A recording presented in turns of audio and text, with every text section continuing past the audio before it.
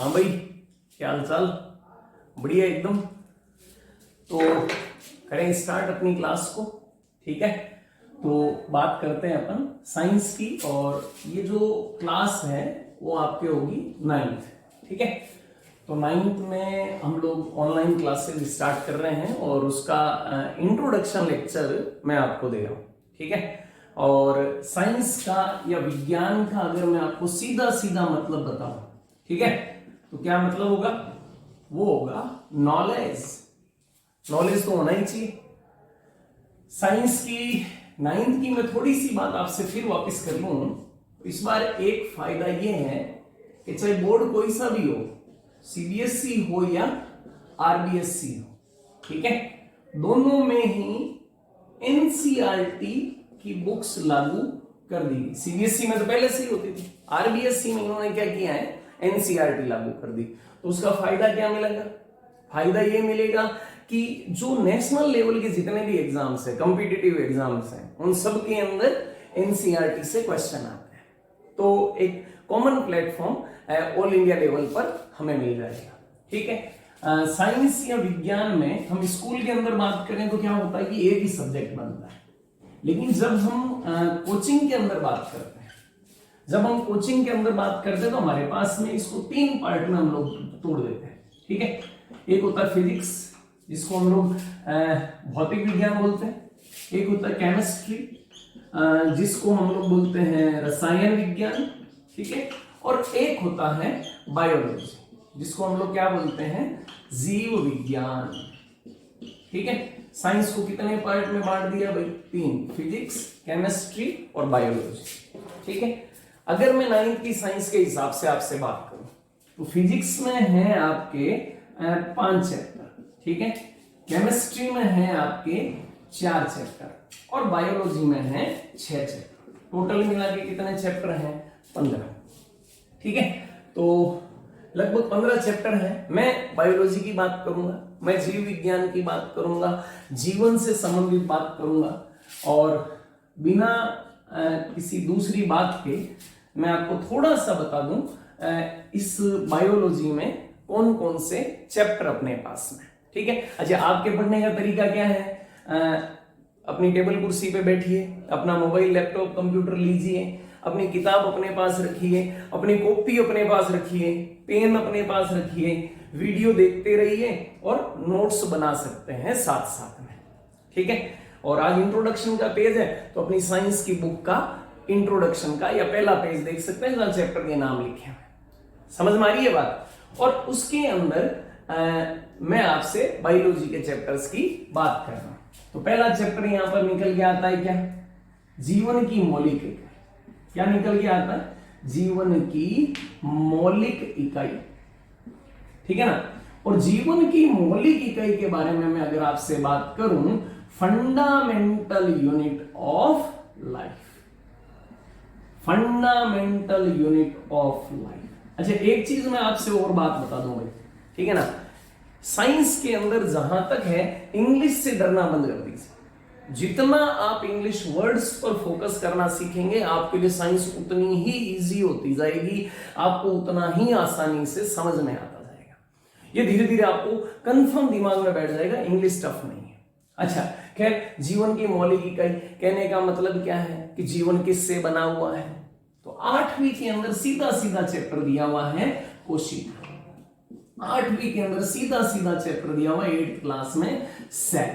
ठीक है, तो हम बात कर लें कि दुनिया में चाहे कोई सा भी जीवन, चाहे वो एक कोशिकीय हो, चाहे बहु कोशिकीय हो, यूनिसेल्यूलर, मल्टी सेल्यूलर, छोटा बड़ा, दिख सके नहीं दिख सके, हमें अच्छा लगे बुरा लगे, सुंदर हो बदसूरत हो, सबके सब किसके बने हुए? अगर जीवन है, लाइफ है, तो वो किसका बना हुआ है?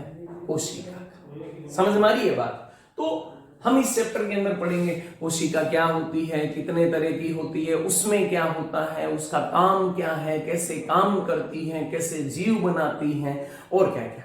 समझ रहे हैं बात को? दूसरा चैप्टर जो 9th के अंदर बायोलॉजी का है, वो है, शायद आपने नाम सुना होगा, उत्तक। क्या नाम सुना होगा भाई? अरे बोलो भाई, क्या नाम सुना होगा? टिश्यू।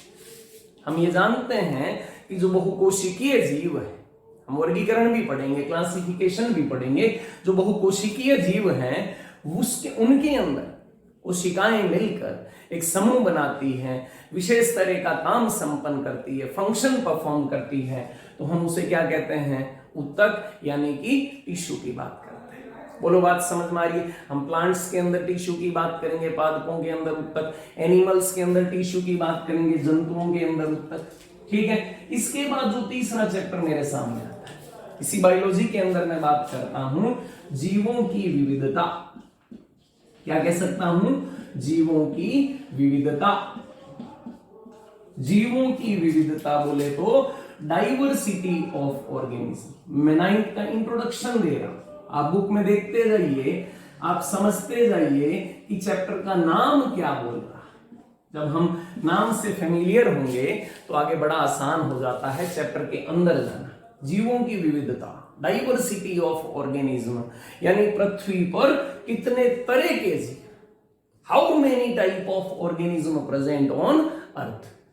तो अगर मैं आपसे बात करूं मनुष्य, ह्यूमन, सिर्फ एक तरह का जीव है ना, सिर्फ एक तरह का जीव है। हम कितने हैं तो वो अनगिनत है, हम लोग खुद 7-8 अरब के आसपास है। ठीक है, तो कितने तरह के जीव हैं? तो रिसर्च या फिर थ्योरीज ये बोलती हैं कि लगभग अर्थ पर 7 मिलियन टाइप ऑफ ऑर्गेनिज्म है, यानी 70 लाख तरह के जीव है। उनको पढ़ना, क्या एक एक को पढ़ेंगे, क्या समूह बना के पढ़ेंगे? एक किंगडम सिस्टम आता है, विटेकर साहब ने दिया था, कभी नाम सुना हो, नहीं तो आगे सुनेंगे। ठीक है, तो ये 3 बेसिक बायोलॉजी के चैप्टर है। फिर एक और चैप्टर निकल के आता है, एक और चैप्टर निकल के आता है, हम बीमार क्यों होते हैं? हम बीमार क्यों होते हैं?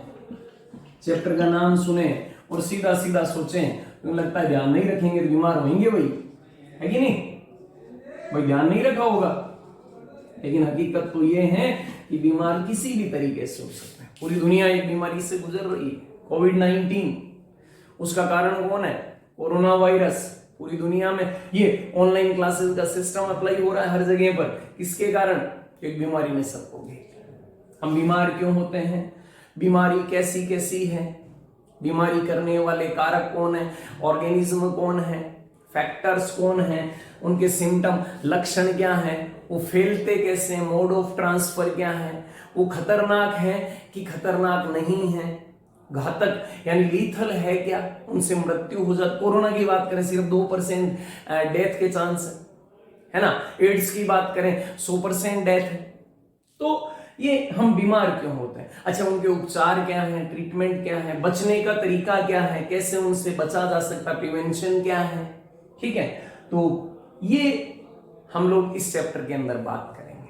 ठीक है, तो वैक्सीन की बात करेंगे, टीके कैसे बनते हैं, किसके बन गए हैं, क्यों नहीं बन पाते हैं। ठीक है, उसके बाद में एक और टॉपिक निकल के आता है, प्राकृतिक संपदा। क्या टॉपिक निकल के आता है भाई? प्राकृतिक संपदा, नेचुरल रिसोर्सेज।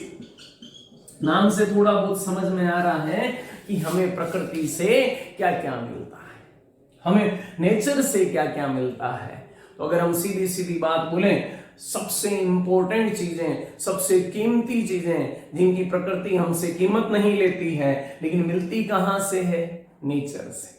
सबसे इंपॉर्टेंट अगर उसके अंदर मैं 2 बात आपको बताऊं तो वाटर एंड एयर, है ना, हवा और पानी, ये हमें प्रकृति से मिलते हैं। और अगर इनकी कीमत हमसे ली जाए प्रकृति द्वारा, नेचर द्वारा, तो शायद हम दे नहीं पाएंगे।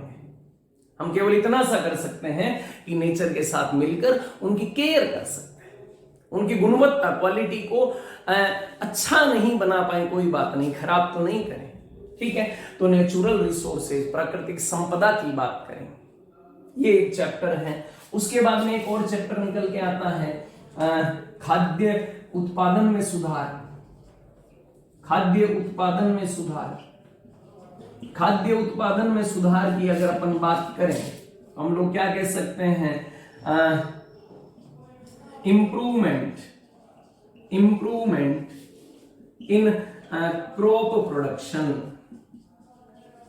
क्रॉप, या फिर मैं कह सकता हूं food production, food production.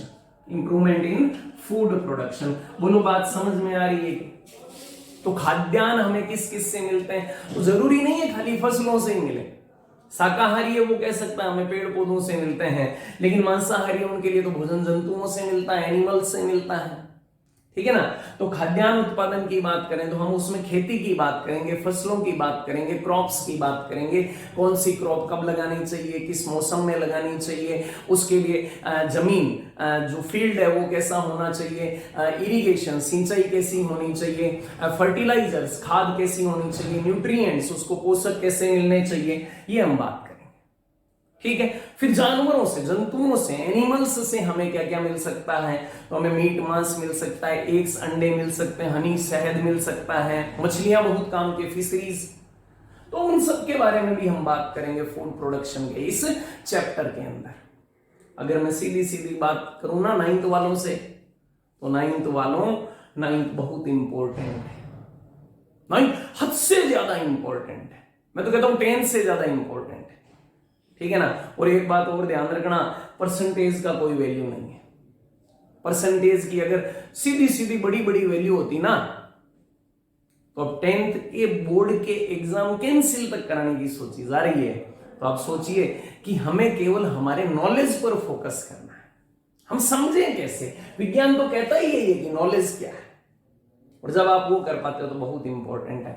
9th की अगर मैं आपसे सीधी सीधी बात करूं, ये 3 चैप्टर बताऊंगा आपको, एज इट इज 11th में जाते हैं, और 11th में जाकर ये लगभग 7 चैप्टर बनाते हैं।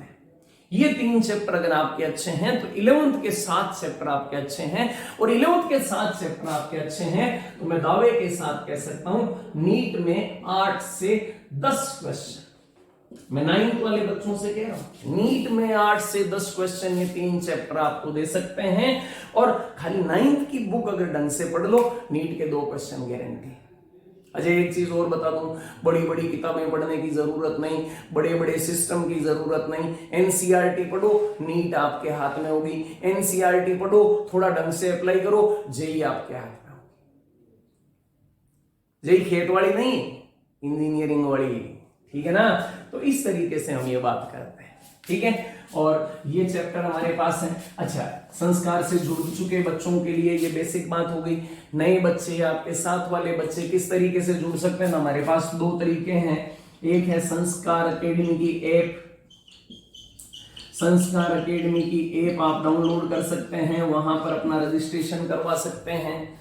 दूसरा है संस्कार अकेडमी की वेबसाइट www.sanskarakademi.in, यहां पर आप अपना रजिस्ट्रेशन करवा सकते हैं। किसी भी गांव, किसी भी ढाणी, किसी भी शहर, किसी भी राज्य में बैठा बच्चा यहां पर रजिस्ट्रेशन करवा सकता है। जो ऑनलाइन की फीस है वो जब आप ऑफलाइन क्लास लेने आएंगे तो उसमें कंसीडर कर ली जाएगी। अगर आप मान लीजिए ऑफलाइन में यहाँ नहीं आ पाते हैं तो साल भर आपको मिनिमम फीस के अंदर ऑनलाइन क्लासेस अवेलेबल होगी। बात समझ रहे हैं मेरी? तो इस तरीके से आप इस एडमिशन प्रोसेस को फॉलो कर सकते हैं। काफी समय हो गया घर पे बैठे, 40 से 45 दिन होने जा रहे हैं, और अभी पता नहीं कितना लंबा समय लगेगा। आप तो एक अच्छा सा सपना देखिए कि आपको अपने करियर में क्या बनना है, किस मुकाम तक जाना है, और साथ में एक अच्छा इंसान बनने की कोशिश कीजिए और अपनी पढ़ाई शुरू कर दीजिए। मैं दावे के साथ कहता हूं आपको सबसे अच्छा इस प्लेटफॉर्म पे मिलेगा। बस विश्वास रखिए, फैथ रखिए, खूब मेहनत करना स्टार्ट कीजिए, ठीक है। तो ये 9th की बात हुई। फिजिक्स केमिस्ट्री के चैप्टर आपको सर पढ़ाएंगे, बायो की चैप्टर्स की मैं बात करूंगा। काफी टाइम बाद मुझे 8, 9, 10 पढ़ाने का मौका मिल रहा है, और मेरी फेवरेट क्लासेस है। छोटी क्लास में पढ़ाना मुझे हमेशा अच्छा लगता है, ठीक है। पिछले 2-4 साल में बड़ी क्लासेस में टाइम थोड़ा ज्यादा लग रहा था इसलिए, लेकिन यहां से आपको ऑनलाइन सारा का सारा सिलेबस मैं कवर करवाऊंगा, आप निश्चिंत रहें। बोलो बात समझ में आ रही है क्या? अरे बोलो भाई, ठीक है।